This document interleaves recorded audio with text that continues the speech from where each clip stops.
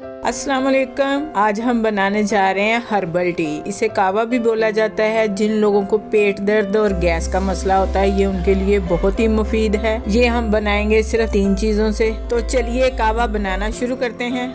अदरक का टुकड़ा 1 इंच, 4 टहनियाँ सूखे हुए पुदीने की, ½ टीस्पून अजवाइन। इन सब चीजों को डालेंगे हम एक सॉस पैन में। अब इसमें शामिल करेंगे 2 खाने के चम्मच चीनी और पानी शामिल करेंगे 2 कप।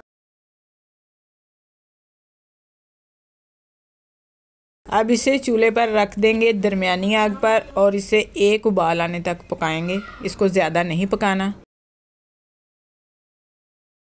पानी में उबाल आ चुका है। अब इसे चूल्हे से उतार कर गर्मा गर्म डिश आउट करेंगे। अब हमने इसे छलनी की मदद से छान लिया है।